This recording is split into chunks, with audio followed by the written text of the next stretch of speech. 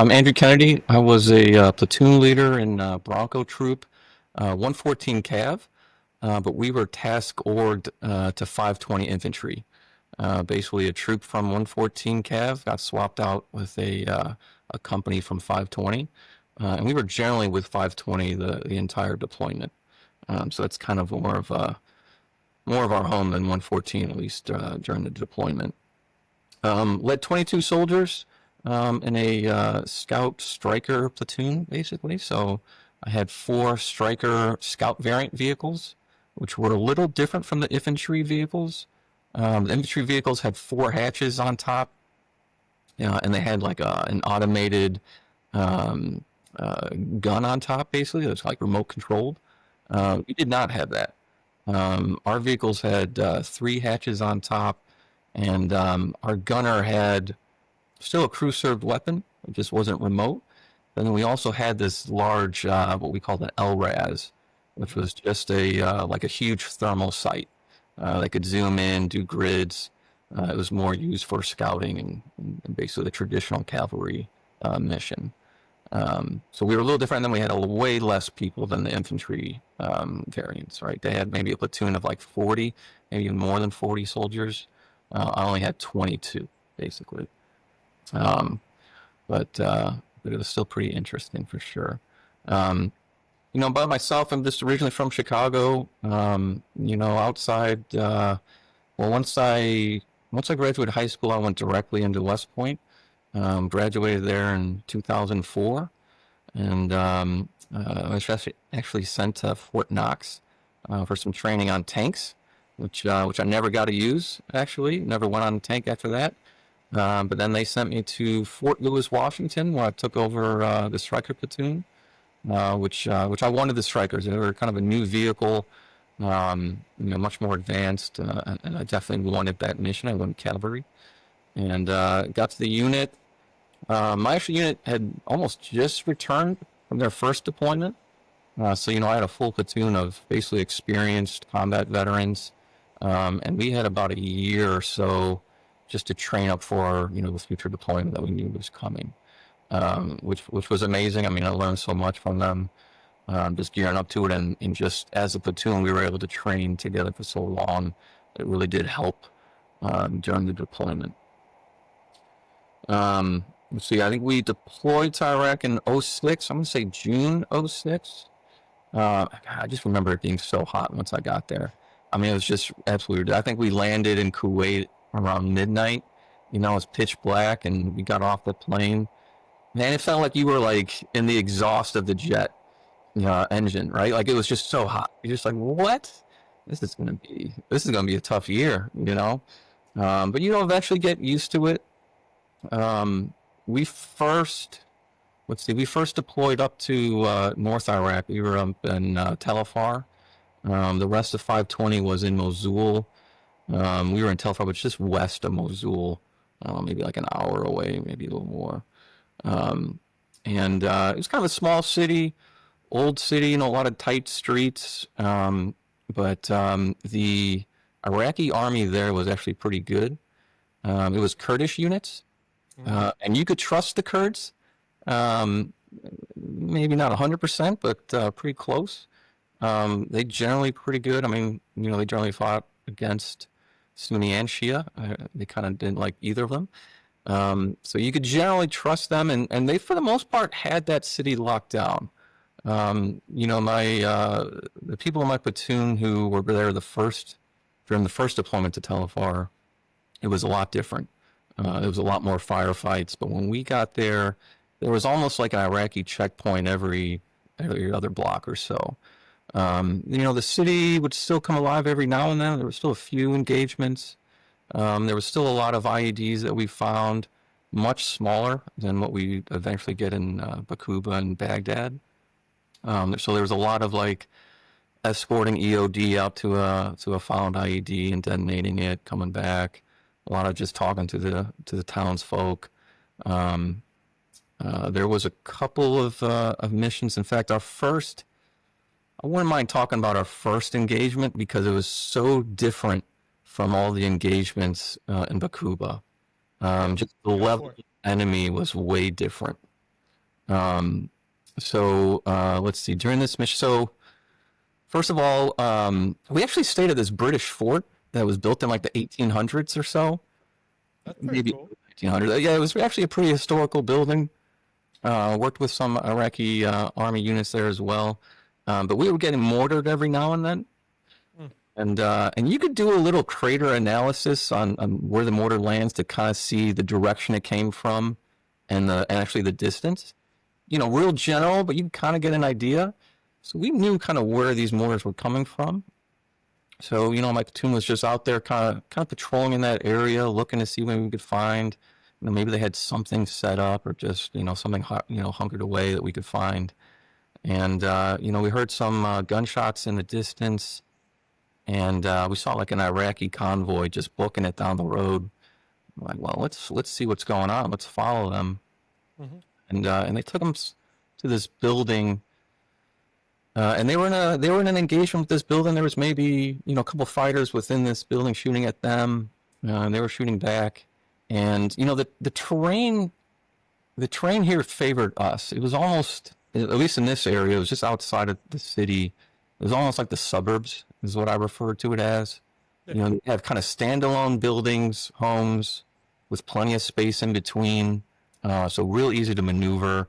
It was very barren terrain. There wasn't a lot of vegetation almost at all, right? So you could see everything. It was fairly flat. It wasn't a lot of tall buildings or anything. So, we got to that area. We could completely surround the building. They had nowhere to go, right? I mean, the enemy was not that good in that day. Like they didn't have a chance really. Once they got caught in that position, there was no way they could win.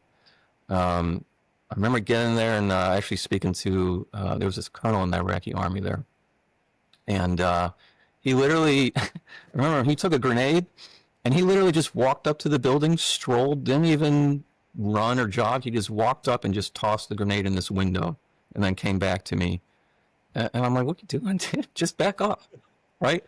And we basically moved the Iraqi units away, and I basically took my truck and we were getting shot at a little bit, but not much. And I just went completely around the building and we launched grenades in every single window, door, everything. Right? I mean, there was no way they were going to survive with where they were, and there was no risk to us actually. So like that was a battle that I would take every single day. Mm-hmm. We just had the upper hand the entire time, right? It was a much different enemy in Bakuba, like just a much higher level, right? Mm-hmm. Actually, one time, and this is another example of how like that those guys weren't that smart. There was one guy hiding in a water tank. He must have been trapped outside the building, couldn't get in at the time.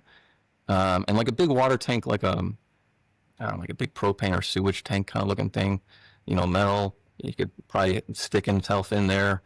And he popped up. I think he shot a little bit and ducked back down, but like 50 cal is going to go right through those thin metal walls. Like it had that guy had zero chance, right? And it was an easy victory. Easy, killed maybe I guess it was 4 enemy that day, and we were never really at risk during that engagement, right? There's always a chance maybe there was an IED somewhere, or maybe a trap, something, but in those engagements we just had such superior firepower that we were good, right? Very different from Bakuba, that I'll get to eventually here. Try to think anything else in Afar. That was probably the majority of this stuff. We actually got sent to Mosul for I think about 2 weeks, and then we got sent back to Afar. It's something to do with maybe some units changing out.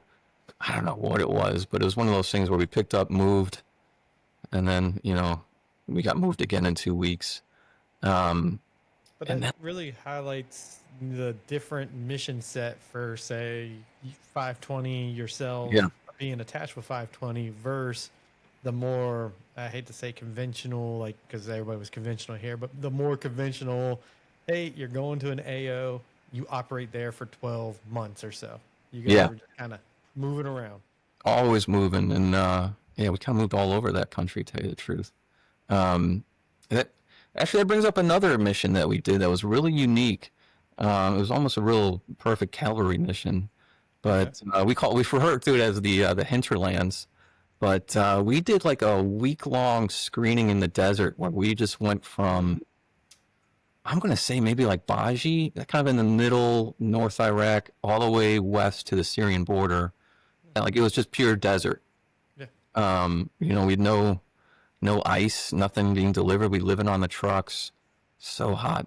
And it was just it was something like the intel was that they had, kind of like satellite imagery had shown a bunch of maybe new buildings being constructed in like these very remote areas. Again, like middle of the desert. There's no cities around here or anything. And there was a fear that maybe Al Qaeda was building a training facility here or something. And so they sent us, and we just basically, for a week, just like every so often, we would just search a building, talk to the people. I mean, these are basically Bedouins out there, a lot of them living in tents. And we learned that, like, Saddam didn't let these people build anything.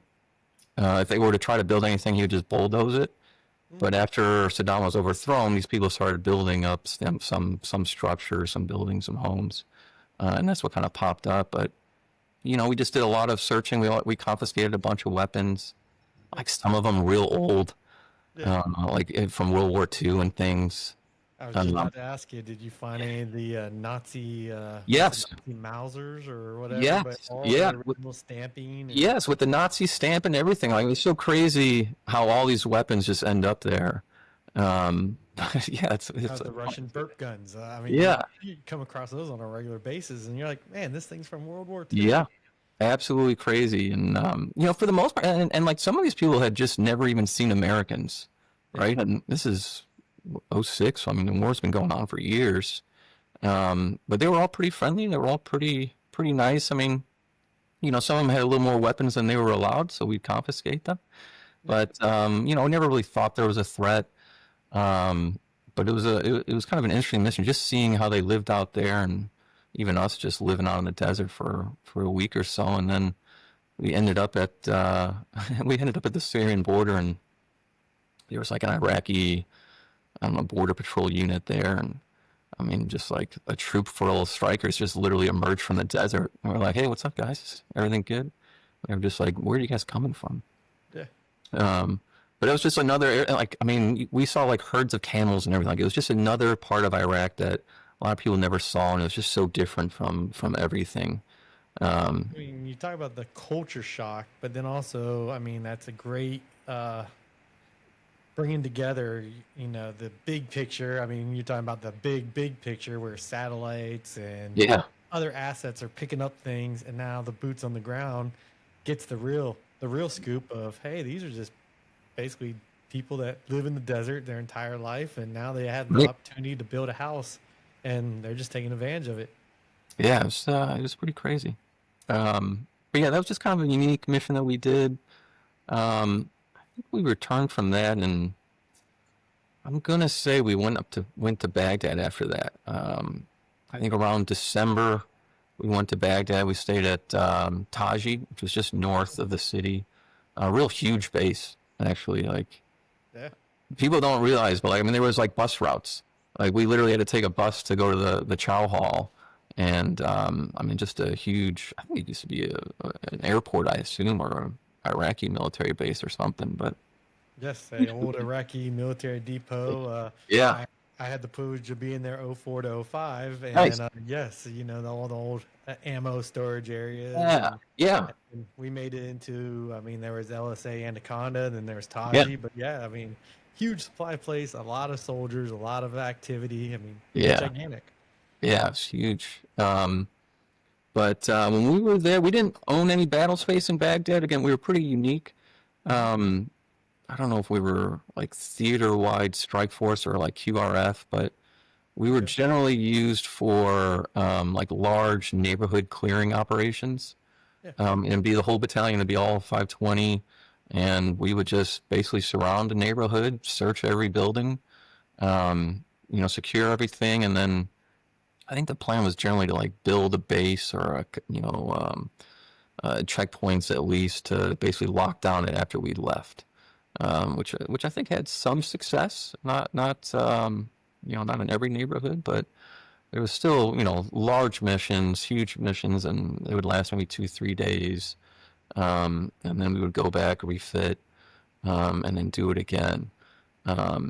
Mostly on the east side, and there was definitely a few unique missions. I don't know if actually this one I was thinking of recently. I don't know if actually we left from Baghdad or if it was maybe even earlier in the deployment. But there was a jet crash. An Air Force pilot crashed. I have no idea where now I think about it. His name was Major Troy. I remember that. Okay. And we were basically searching for the pilot for maybe, I don't know, maybe a day or two. Like, he was presumed dead just based off of the crash.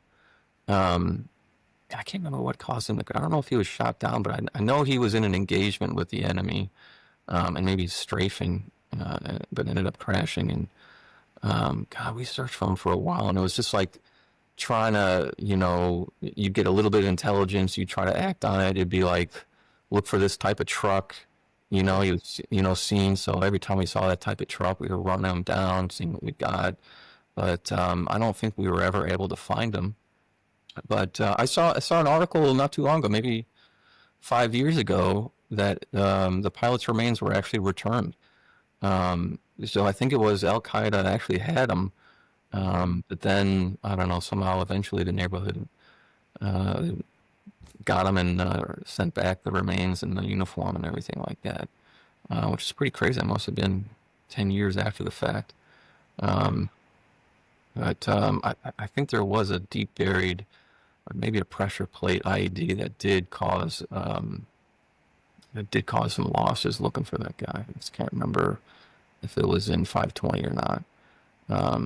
But it was one of those crazy, you just got to respond to the mission, no matter what you were doing. And unfortunately, that guy, we didn't find him, but he eventually returned home, years later. So, and then trying to think of some other unique missions in Baghdad. Christmas Day. All right, so that was a crazy mission. First of all, everyone's already superstitious rolling out on Christmas Day, right? No one wants to die on Christmas Day, and your kids are expecting Santa Claus, and they get a chaplain or something on that day, right? So everyone's already a little bit on edge. And the mission, we were going to get, it was another battalion level mission, and I think we were going to go get one of Solder's top guys. I don't think it was Solder himself, but one of his top guys. We went to a neighborhood just outside of Solder City. And I mean, Baghdad's huge. I mean, there's millions of people here. Solder City, I think, had more than 1 million people in it just by itself. And I think when we rolled up there, I think we were on outer cordon. My platoon was kind of in an intersection. I had dismounted, and I had maybe a squad in a building. When we rolled up in that neighborhood, they got on the mosque loudspeaker and basically just asked the neighborhood to, I guess, rise up. And they did quickly. It was hundreds of people started rushing our position.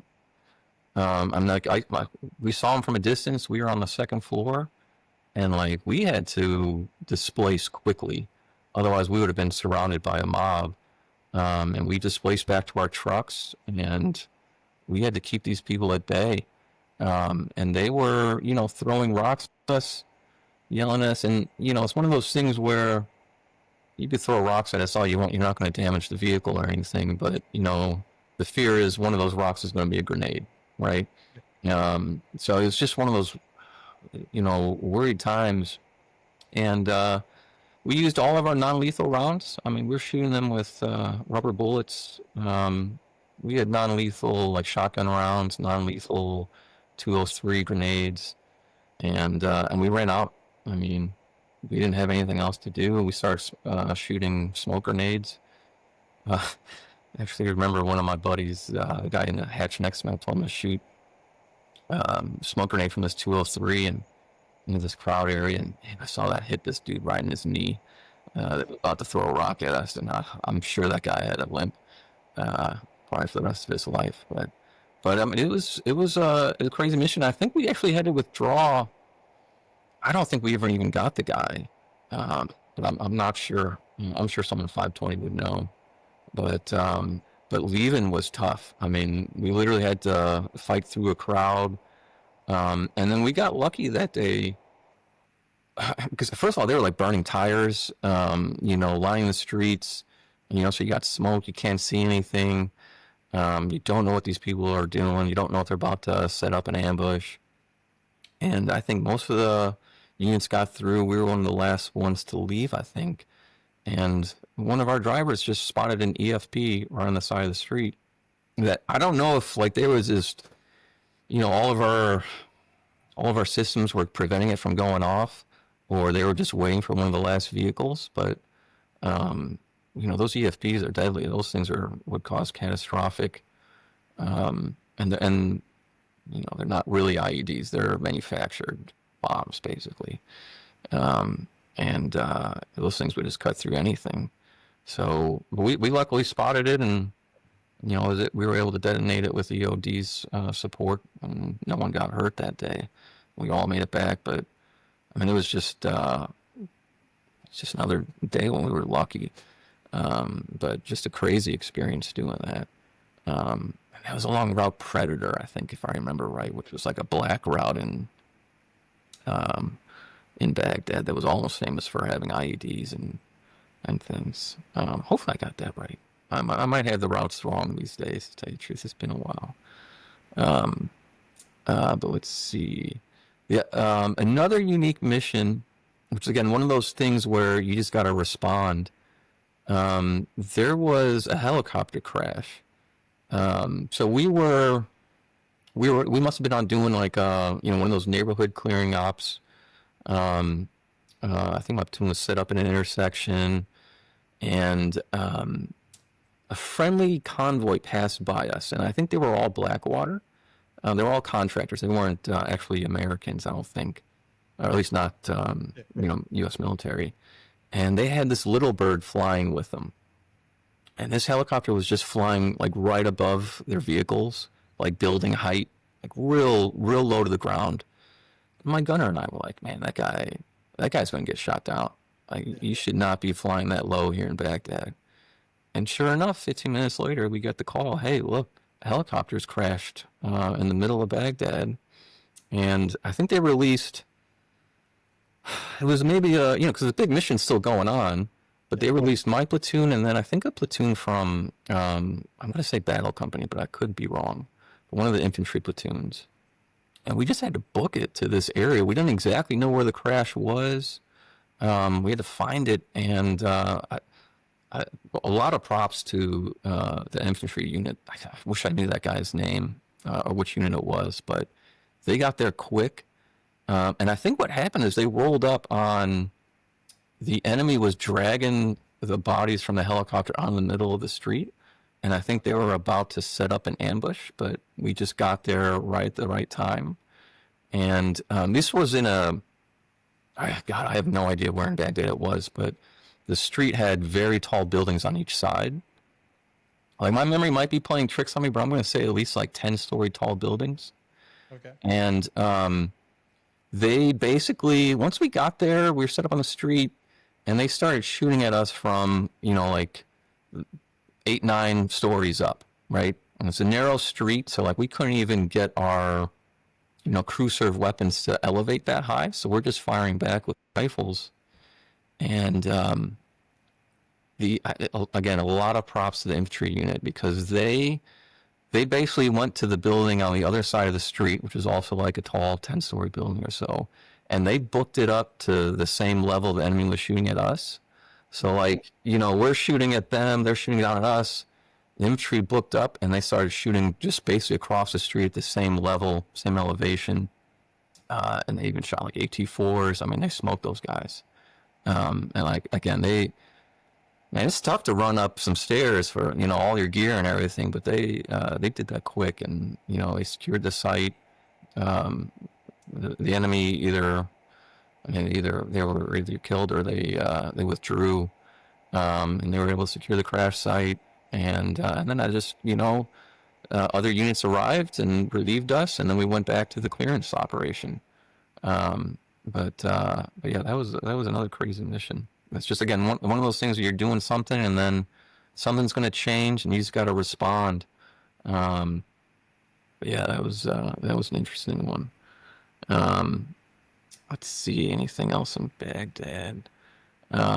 We did a couple missions with SAS, the British SAS, they were pretty impressive. We never actually got a pull it off, but we were doing missions with basically searching for a high value target. No idea the guy's name at this point. And we kind of set up in an area where we expected him to be at. The SAS were just kind of waiting to see if I think a cell phone would hit something. Like they get a hit on the cell phone being active in a certain area, and then they were going to rush in. We were going to kind of secure the scene. But I think we just set up a few times, basically waiting in ambush. But the guy never happened to fall in our net, unfortunately. But that would have been a great time if we were able to get that going. But it was just, again, cool. Like one of those times when you're just working with foreign military, and, kind of special forces, I guess. I do have, I want to sprinkle in some funny stories every now and then. But this is probably a dumb story now that I think about it, but I like telling it. I call it the Buck Nasty. All right. Okay. This is in reference to an old Chappelle Show skit. It was a character called Buck Nasty from the late great Charlie Murphy, if I remember. And this character would just kind of always shake his head and like move around a little bit. It's kind of one of those things. And we were in this area that was a real kind of high sniper threat area. I'm in the back hatch. There's a guy, 3 feet next to me in another hatch, standing up there. And we just knew it was a high sniper threat. So I started just moving my head around, kind of like this, just in case a sniper was looking at me. I called it the Buck Nasty. And the private next to me was like, "Sir, what are you doing? You look retarded. Like, what are you doing?" And I was like, well, if a sniper's looking down his barrel right now and he sees me shaking my head around, moving around, and your big ass head just all stationary, who do you think he's going to shoot at? He's like, "Sir, that's fucked up." But then 2 minutes later, he starts doing it as well, right? And then I think eventually my gunner started doing it. So like whenever we were in like this high sniper threat area, I just call it the Buck Nasty, and everyone would just kind of start moving their heads around a little bit, just shifting constantly, just trying to make it a little difficult for them to shoot at you. It's kind of some of those. We can say the Chappelle Show saves lives. Yeah, exactly, man. Who knows? There might have been a sniper looking at us and just decided, hey, I'll wait for the next one. These guys are too smart. Look pretty dumb, but maybe not. Maybe it's right? Yeah, exactly. But yeah, let's see. I think that was most of the missions from Baghdad. It's still a pretty crazy place. I mean, it's such a huge environment. It was just such a major city with, so much sectarian fighting there. Neighborhoods just wrecked over Shia, Sunni, and what have you. But I mean, you were speaking about it. I mean, just just look at Sadr City. I mean, it was Shia populated. Coalition did not go in there, and it was just a giant neighborhood. And anytime you got close, the neighborhood would come out and let you know you're not welcome. Yeah, I mean, it was would escalate. Yeah, it was crazy, and just you couldn't trust any of the Iraqi army or Iraqi police down in Baghdad at all down there. I mean, there's always reports of them leading units into ambushes, turning around and fighting on Americans. Like, you just could not trust them. I'm going to say we got the call to move to Bakuba, I'm going to say like February, March area time frame. Probably February. Yeah. Showed up March. Yeah. Day that. Yeah. When he came rolling into town. Yeah. That first day was absolutely insane. First of all, we knew what we were kind of heading into somewhat. Like we knew it was very different from where we'd been to before. Right, the intel, was, tough because we knew the first CAV took some casualties, and I mean they were a heavy mech unit, right, which is almost unbelievable. We knew about the huge IEDs, the deep buried IEDs. And then just the terrain itself was very different from other areas of Iraq. Right up north around Tel Afar, everything was very barren. But here there was just a lot of vegetation, palm groves. You had the river. You had these canals, irrigation streams, and you're still dealing with like, kind of a tight city with narrow streets, low-hanging wires everywhere. It made maneuvering very difficult. And like a lot of advantages to the enemy, right? The palm groves were something else. I mean, it almost looked like Vietnam out there in certain areas, right? I mean, you had a huge cover. Helicopters couldn't see from above. They could sneak up pretty close to you. So it was pretty. IEDs in the palm groves. Yeah, I mean, it was interesting, and we knew it was extremist controlled.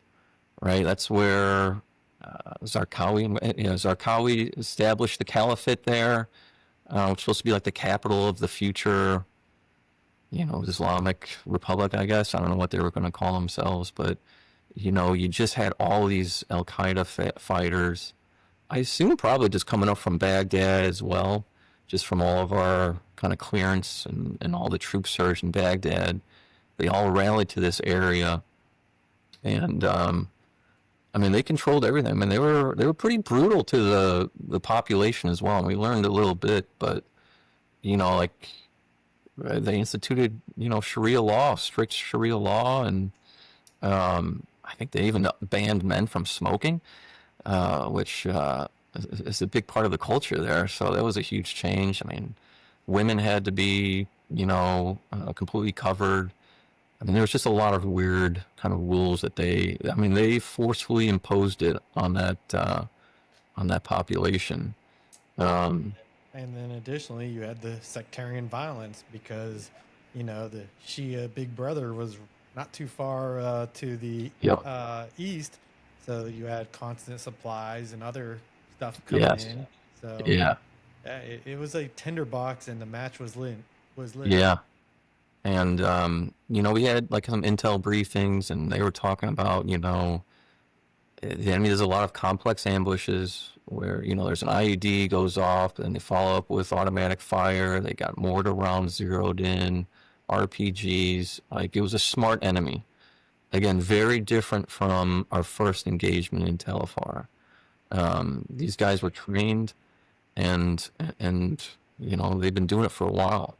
Time to build up their caches, build up as one of the people that may have gave some of those intel briefs as you were rolling into town.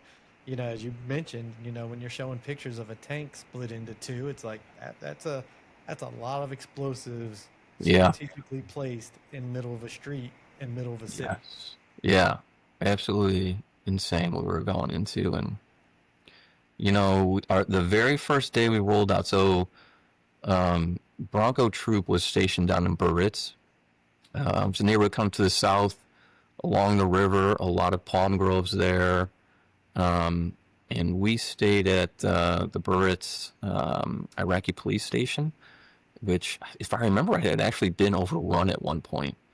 It didn't actually fall, but yes, it was a very complex attack. I mean, it was a broken arrow kind of situation. Yeah. Where, they were rallying troops in the Alamo and go from there. Yeah. But luckily it wasn't overran, but yes, it was a very contested area. Yeah. And I would say the first day was crazy. I mean, it was almost like we went out there and we were basically rolling into prepared defenses by the enemy. We expected some contact, but not what we ended up getting. I think at the very first time we rolled out, first of all, I think we spotted an IED that was an obvious IED on the side of the road. And I think they did that for a reason, because we see an obvious IED, we stop, right? We stop, back off certain space, certain distance. And then we started to go around it. We started maybe looking at kind of the back side of that area. And one of my trucks hit a I mean, it was it must have been a landmine basically, and man, it blew some of the metal, like some of the slat armor. I mean, 100 feet up in the air. I remember seeing, like, just absolutely crazy. I thought we for sure we had lost a soldier with that one, but we ended up um, not losing. I think he was severely concussed, of course. Um, and then just that area came alive. Like we started getting contacts, started getting fire from multiple directions. Started getting a lot of RPGs shot at us, sniper. I mean, it was that first day I think we were in contact with the enemy in some form for, I mean, all day. I mean, it must have been like a 10, 12-hour long firefight. Um, and, just constantly getting contact from one direction, responding to it, but then getting contact from another direction. And it was pretty crazy. I mean, no one got shot that day though. Again, it was one of these days where it was just, here we are, trading blows with the enemy, but we all made it back. Um, again, some damaged. I mean, we had a lot of close calls that day. I remember they must have had a mortar round zeroed into our position along that road where they first had that obvious IED, because for some chance encounter, I moved my vehicle just to check something out a little bit, and a mortar round landed exactly where I was just, moments before. Um, and another, oh man, there was this time when, now I think about it, I should have been doing the buck nasty, but we had a sniper shot from behind, and I remember because the round went past my head and it hit, um, so the back hatch of the gunner's position, it hit dead middle in behind the gunner's armor, and maybe that sniper didn't think that was that armored, maybe he thought it was going to go around, but since it hit dead center, I was like, oh man, this guy's got a little talent, right? It couldn't have been coincidence that it hit like that. But I knew it came from like an elevated position, right? You kind of see where, when it dings off the armor, kind of where when it zooms by, kind of can tell. And there was only so many elevated positions that could have came from.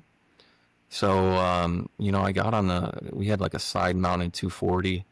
I got on the 240, just started kind of shooting at these positions, because there's only, the guy can only be in a couple of positions up there.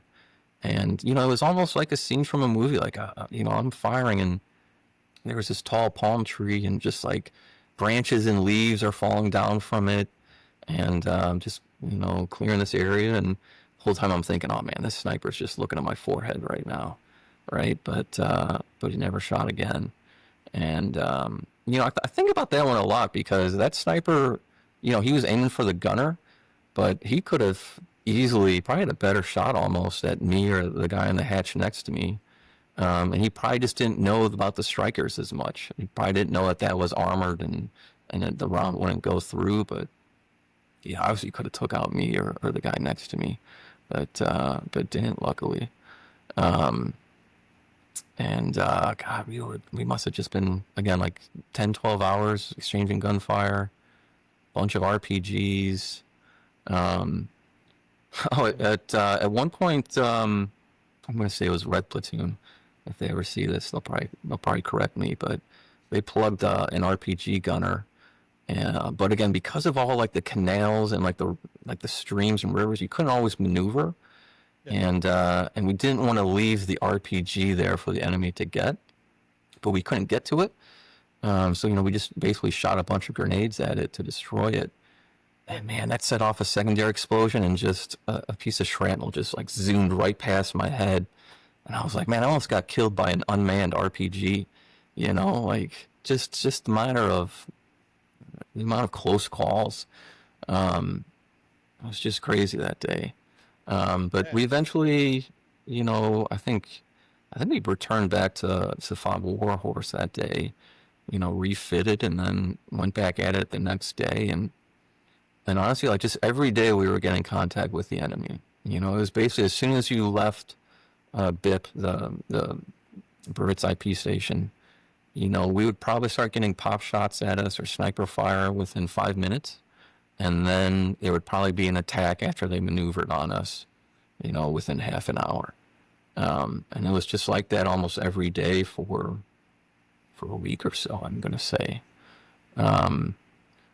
There was another mission where we tried to kind of catch them off guard, where we left the police station in the middle of the night on foot, dismounted. We kind of snuck into the palm groves right away, and then kind of tried to come up on kind of the enemy in the neighborhood, try to secure some positions.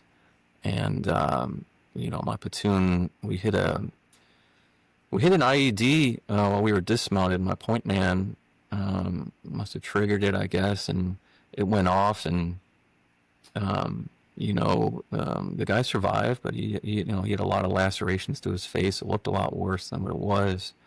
But the first guy, he got hit.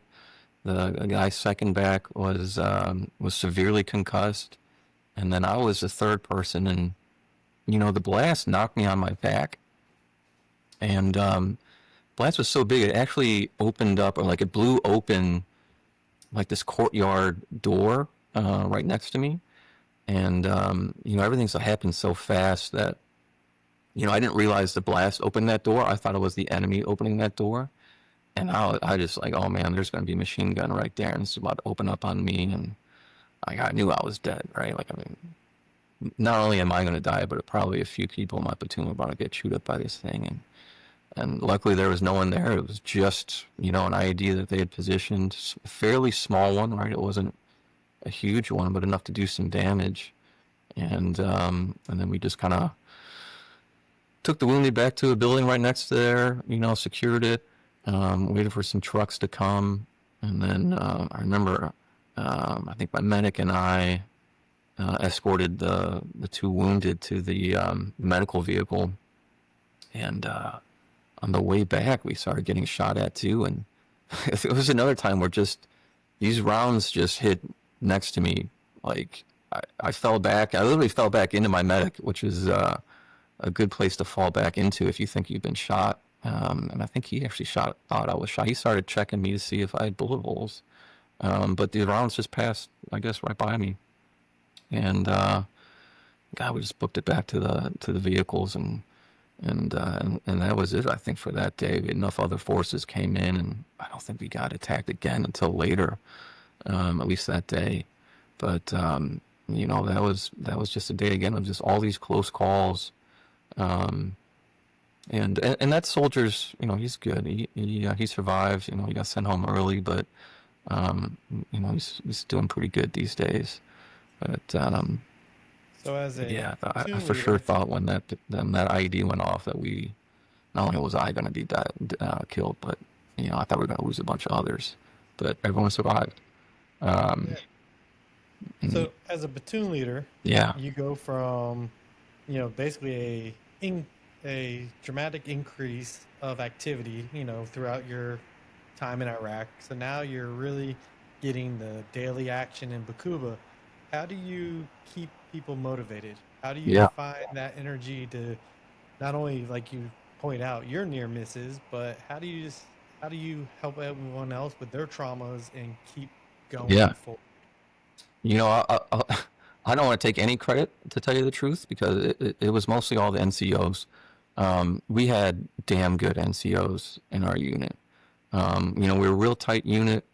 One, we trained up beforehand. We'd been through all the other stuff, in Baghdad, Afar, right? So we knew how to operate. We'd been in, firefights before. But like our unit, we had strong E5s, but like our E6s, our platoon sergeants, E7s, they were just so impressive. I'm still in awe of them, honestly. I don't think there was ever a time that when they tried to slow down. There was never a time of like poor morale. These guys were just soldiers, man. I mean, they were just warriors. And I mean, some of them loved it now that I think about it, to tell you the truth. But those guys were just impressive. And, I think we all knew that there was a job to be done here. Like, when you think of the whole war in Iraq, the whole thing was supposed to be against Al Qaeda, right? It's supposed to be against extremists, and here we are for the first time actually fighting them, right? And I think that was motivation enough. But then also, like, we just never got any real pause, right? Like, I mean, it was always just you focus on one thing, and then the next thing, it's just constant firefights, constantly thinking. There's never much time to slow down in a lot of ways. But yeah, I don't know if I did anything, to tell you the truth, to keep them all together. I think it was mostly the NCOs, probably like most things in the Army. Now that I think about it. Yeah, but you actually supported and did not come in with that my way, all those things that you read about or you hear about of like a bad officer. Instead, you encouraged, supported, and let your NCOs do their jobs. Absolutely. And I had my platoon sergeant was probably the greatest soldier I'd ever came in contact during my entire career. He was absolutely a warrior, and he just had a leadership style about him that worked. He knew when to be lighthearted, he knew when to be strict, and he, when he handed out some discipline, but he was very good at explaining the why behind a lot of things. Extremely good teaching people. I just think, the entire time we were still always joking around in a lot of ways as a platoon, and just, we were just in a position, in a situation, and there was only a couple of things we had to do.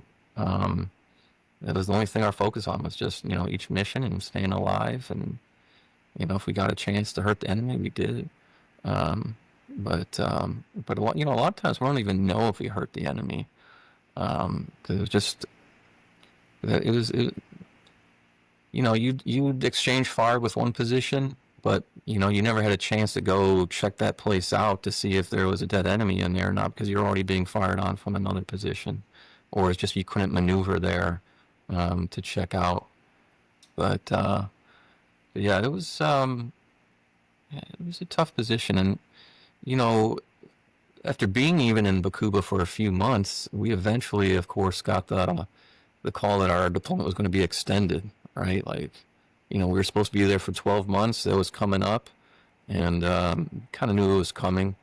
But in the midst of it all, they were like, "Hey, you gotta stay here for another 3 months." Right? And you're like, "Oh man, I mean, it's lucky no one's died so far. And now we got 3 more months of this." But again, everyone in my platoon made it back safely. So.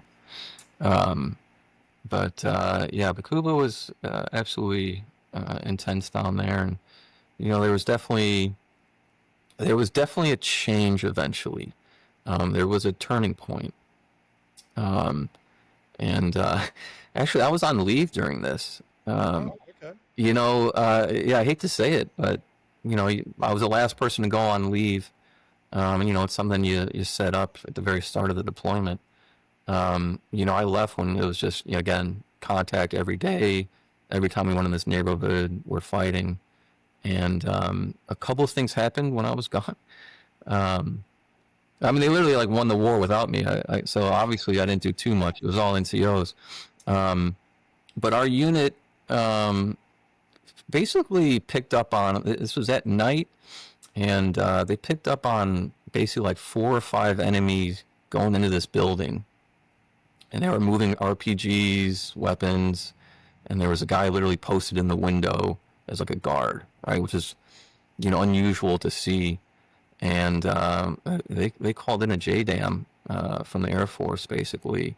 And that, I don't know if that was like a headquarters, but that was maybe some main guys that they killed there. That was a big turning point. And then there was I think it's called the Sunni Awakening.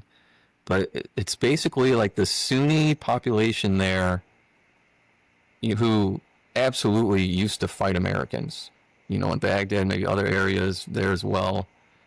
They basically just got so fed up with Al Qaeda because they were, Al Qaeda was just so brutal on the population that they decided to fight against Al Qaeda and join us. And, oh God, the guy's name I think was Abu Ali.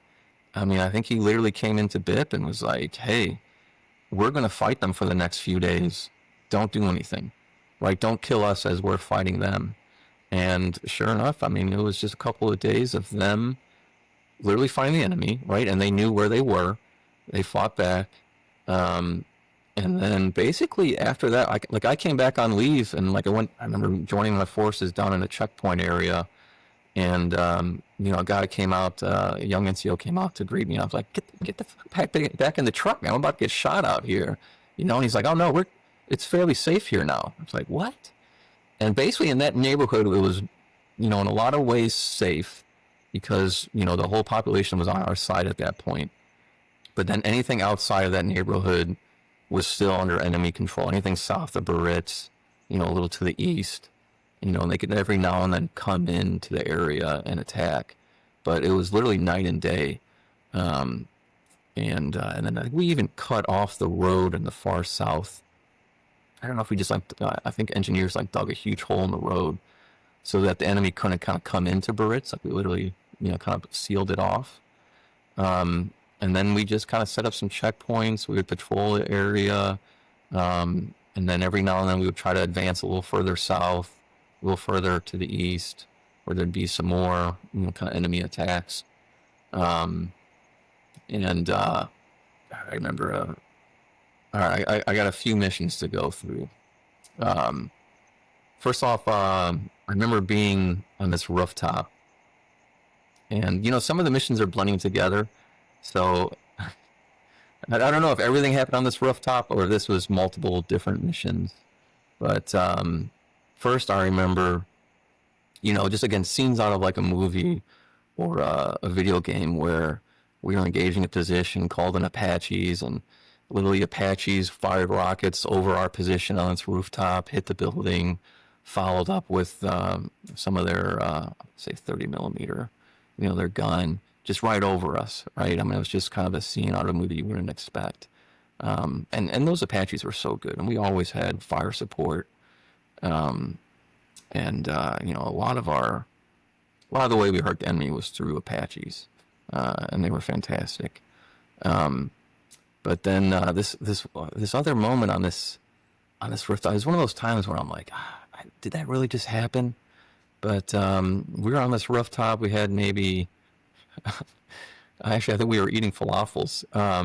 So we were with the Iraqi army, and this was a little bit after the fact, after the awakening. We had done some clearing operation to the south, and I think the Iraqis offered to go into town and get us some sandwiches, right? So we gave him I gave him like maybe $20. This dude hopped on a scooter, ran into downtown Barritz, came back with a bunch of falafel sandwiches, and we're eating them on top of this rooftop. And then we just started getting enemy fire, right? So I throw the falafel away or whatever, and pretty sustained fire. So we were for the most part suppressed, and but we could still shoot 203s, just lob some grenades at them, so you kind of know where the enemy fire is coming from.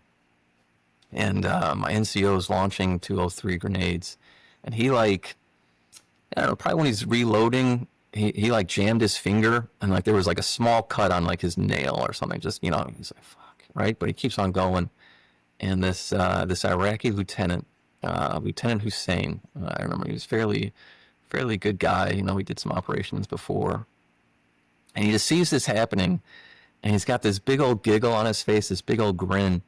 And he low crawls over to my sergeant. He didn't have to. He could have just crouched, but he was doing it on purpose as a joke. He roll crawls over to him, big old grin on his face, and he pulls out a Scooby-Doo Band-Aid, something you would give to a child. And he just hands it to Sergeant No, and Sergeant No's like, what? He just throws it away, and he just goes back to launching grenades. It's one of those things where you're like, did that just happen? Did I just see that? And it was just kind of one of those things where you're literally in the middle of a firefight, but here's this Iraqi lieutenant just joking around, and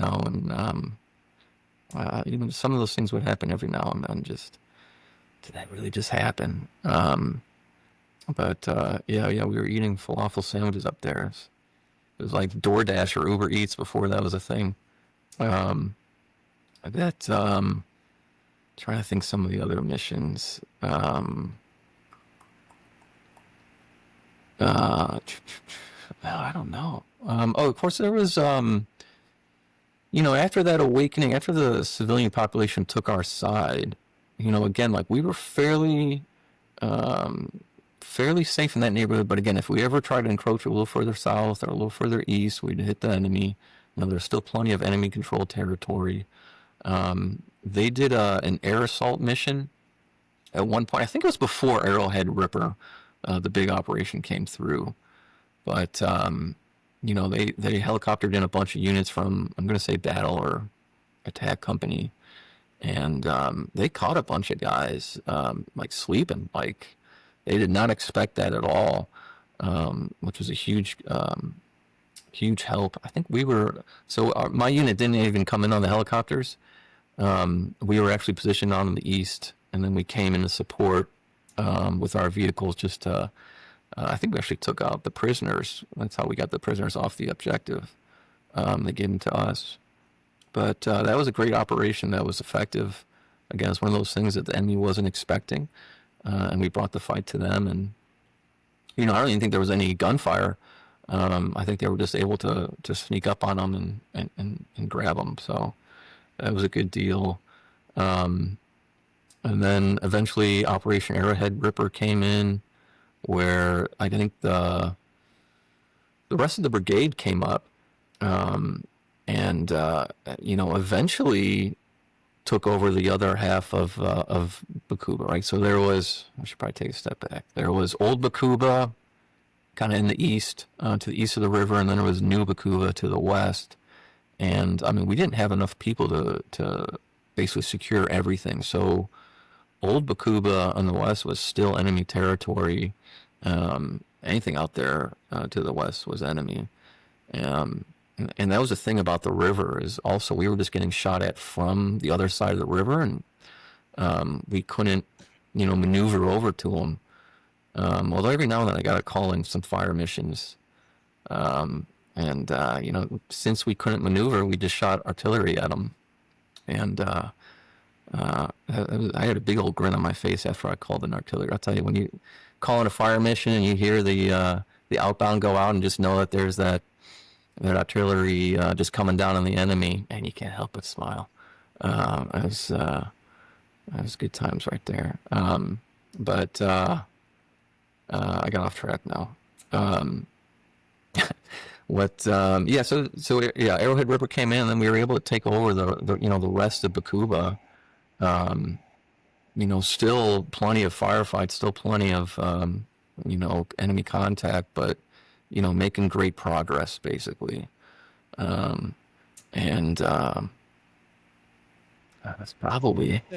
Because I mean, not to summarize or to downplay Arrowhead Ripper, but it was the operation needed, because much like like what you were doing in Baghdad, the same theme is heard everywhere. There wasn't enough troops. Yeah. So the previous, whatever you want to say, methodology of, oh, we'll clear and leave, you didn't really get results. So, Yep. like you're talking about, New Bakuba, yeah, there was Apache's cop, but they just didn't have the force to clear and hold.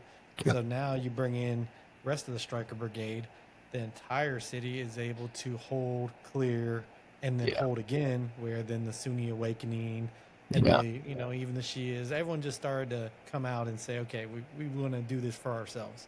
Yeah. Yeah, absolutely. And I mean, it was a huge change in that city. From the months that we were there, from the first day, everything was basically enemy controlled wherever you went, to eventually we took over. But at a high cost, of course. But there was definitely a change there in that city. Yeah, I mean, a lot of people have talked about it, and I don't know if you saw this personally or not, but like you said, day one, the entire battalion plus, or whatever we want to call ourselves, the task force, was in contact. As you guys began your redeployment, stores were reopening, neighborhoods were coming to life, and it wasn't out of fear. They were able to start having a normal life, a safe city. Yeah, and they loved us. Or at least some of the population definitely loved us. Not all. Some of them were still kind of tentative, but I think they knew what we were doing, and they at least knew that Al Qaeda was way worse, and they did not want to be under that control. Um, I mean, they were brutal. I mean, they were kidnapped. I mean, we came close to. We were at a checkpoint in Biarritz, and we heard a couple gunfire, maybe a couple blocks away, and by the time we got there, we rolled up to the house, but the guy was like, "Yeah, they came in, they rolled in, and they just took my son." I mean, they would just kidnap these people and then extort money from them, or just kill them. I mean, and they were just brutal. And sometimes we were just always a little too short or too late getting there. And I think that's a reality that so many people don't know about because whatever. But yeah, the sectarian violence, the checkpoints, and just the execution of people. I mean, how many times did you come across like just executed people? Or and I think it was 520, and then definitely during Arrowhead Ripper, and even 112. But as we started really clearing the city, you've come across houses that were being used as makeshift jails, makeshift torturing facilities. Like it was just when the truth came to light, it was mind-numbing of the brutality. Yeah, I mean, Baghdad had a lot of that as well, where there'd be like a Shia would set up a fake checkpoint, and just any Sunni that rolled through there, they'd check IDs and they would just execute them. I mean, it was just brutal. You'd run into people that would have two IDs, one kind of with a Sunni name and one with a Shia name, because they had to, depending where they were, they had to act like a different person. Otherwise, they'd just get executed. Yeah. Yeah, a lot of times you would just roll into a neighborhood and there would just be, a dead body in the street, with gunshot to the back of the head, and, that's how it was. Brutal.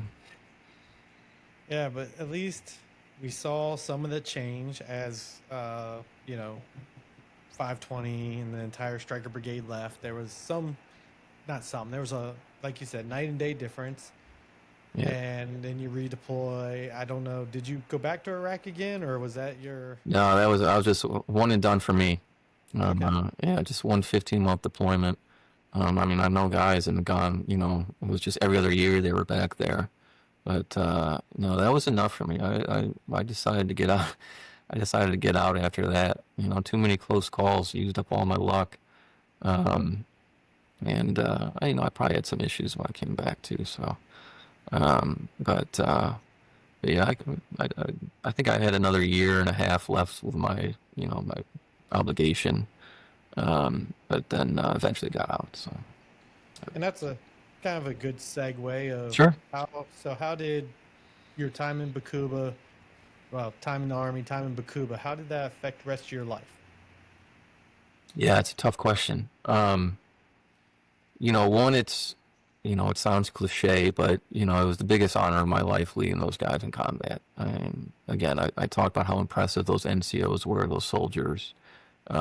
Absolutely amazing. I almost, it strikes me like I just can't believe these guys are out in civilian world now, civilian jobs, and their colleagues, their friends, their children probably even, they have no idea what they did, right? And they have no idea how much of a warrior they were.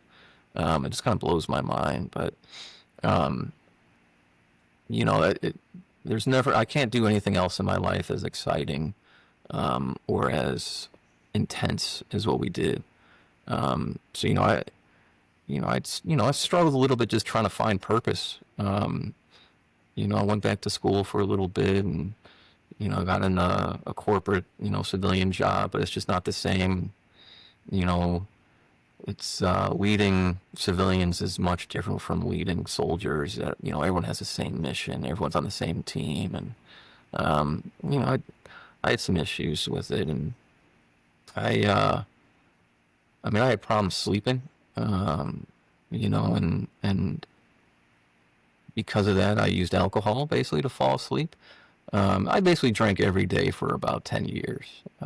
I hate to say it, I was still, just once I got off work, I would start drinking before I go to bed, and um, I'd used alcohol for some time. I'm sober now. Every now and then I'll have a drink on a special occasion, but that's how I dealt with it, unfortunately. Um, and my health kind of got away from me, but now I just kind of focus on that, and much better now. But it's that transition from the army after everything that we'd been through to the civilian world. It's just, I don't know if you ever actually completely transition. Um, and I had some issues, but I hid it from most people, and I'm not sure everyone knew. But at the same time, I knew other guys who had it way worse. So in some ways, I kind of thought, hey, maybe I'm not that bad, right? But yeah, I mean, I encourage everyone to try to get some help and maybe do what they have to do. But yeah, alcohol will definitely get you. I know we got a lot of guys. Yeah, and you know, I've talked about this a few times, and I always go back to that. That's been my passion as a mental health professional, is fighting the good fight of, talking about, and I like just to summarize you just generic numbers or whatever, but the DoD, they've been very good at creating service members, right?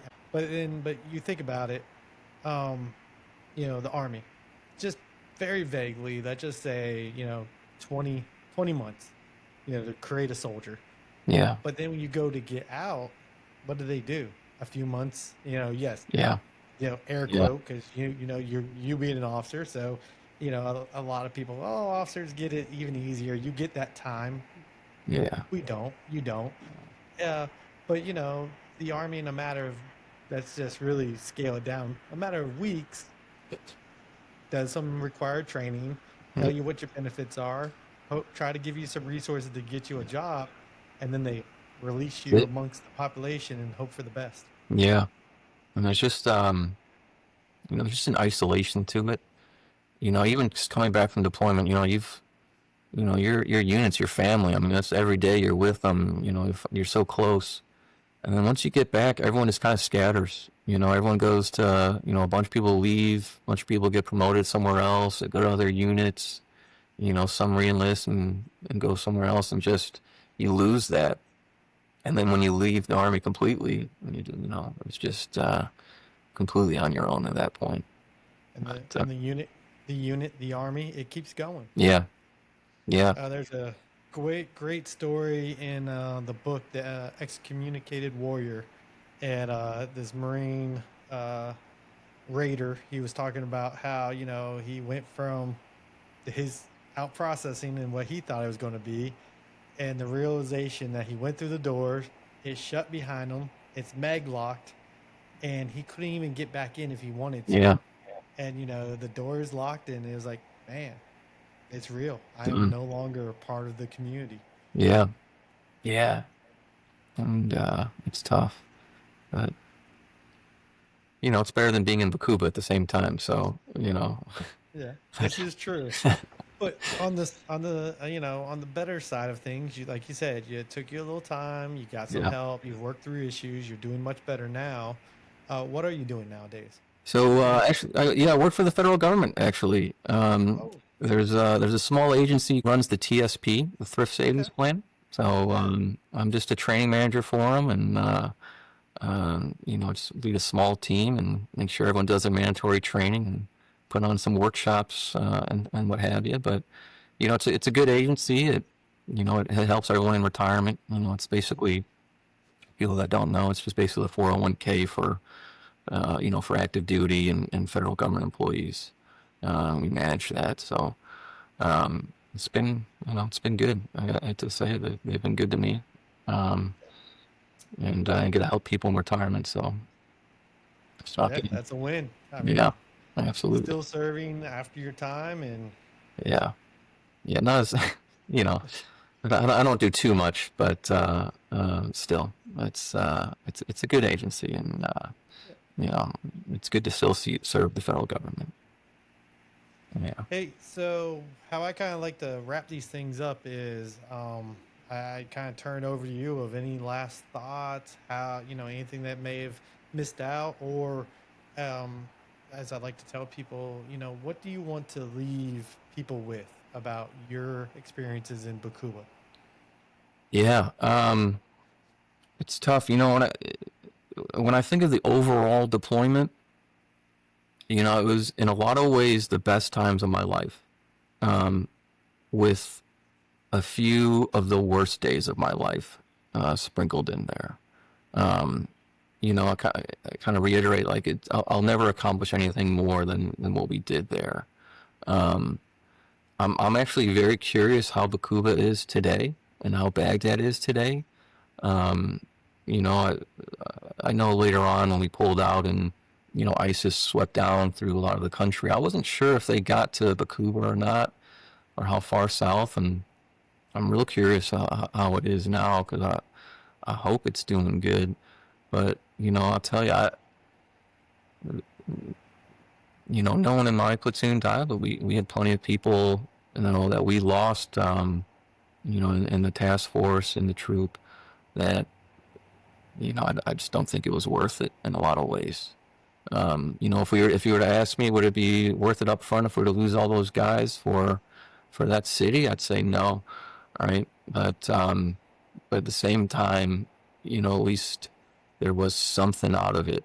Um, and in a lot of ways, it was, there's a huge turning point there, and it's night and day how it was. But um, yeah, I don't know if that was a good thought or not, but um, it it's tough. It's complicated in a lot of ways, and I hope people realize the sacrifice that was made, and realize that there was Al Qaeda, there was these extremists that we were fighting.